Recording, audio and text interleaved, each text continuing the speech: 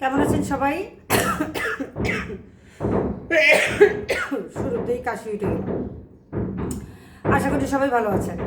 আমি সকালে ছেলেকে স্কুলে দিয়ে গেছিলাম, বাজারে গেছিলাম একটু টমেটো, একটু ধনেপাতা কেনার জন্য। তো গিয়ে এই এক ব্যাগ বাজার করে নিয়ে আসছি। আমরা মহিলারা যারা বাজারে যাই প্রত্যেকেরই হয়তো এরকম অভিজ্ঞতা আছে, একটা জিনিস কিনতে গেলে সাথে আরও 5টা জিনিস নিয়ে আসি। গেছিলাম মূলত ধনেপাতা কেনার জন্য আর টমেটো কেনার জন্য।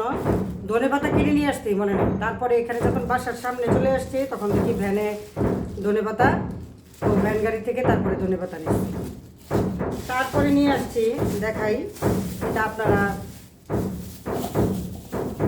থেকে খান জানি না। এই যে একদম বড়ের মতন, কিন্তু টমেটো একদম দেশি টমেটো, ছোট ছোট। এটা এই আজকে আমি ছোট মাছ রান্না করবো, তো ছোট মাছ দিয়ে এই টমেটোটা দিয়ে আমি রান্না করবো। তারপরে নিয়ে আসছি আমার ছেলের জন্য কলা, যদিও সে কলা খেতে চায় না, তারপরেও আমি নিয়ে আসি, তাহলে চেষ্টা করি খাওয়ানোর জন্য। তারপরে আনছি, এটাতে আছে আলু,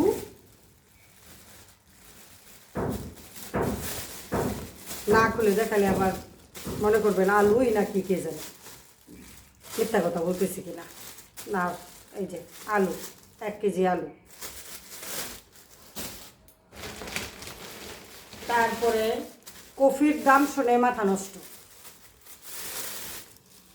এইটুকু কফি হয়েছে 1 কেজি 60 টাকা।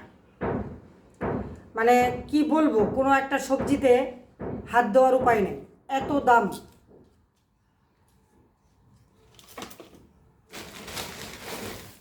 তারপরে নিয়ে আসছি, এখানে সব হলো বিচিওয়ালা সিম, যে জিনিসটা আসলে আমার পছন্দ না। তো আমি বাইসা যেগুলিতে বিচি কম সেগুলি নিচ্ছি। এই যে তারপরেও আছে, কিন্তু এগুলোতে একটু কম। তারপর নিয়ে আসছি টমেটো।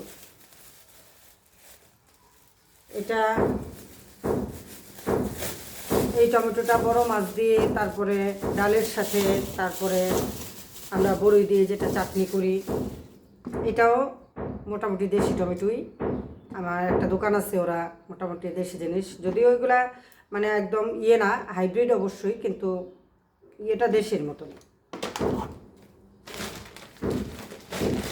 তারপরে আনছি আমার ছেলের জন্য একটু সেমাই বানিয়ে দিব, একটা লাচ্ছা সেমাই নিয়ে আসছি। তারপরে নিয়ে আসছি আমার পান সুপারি।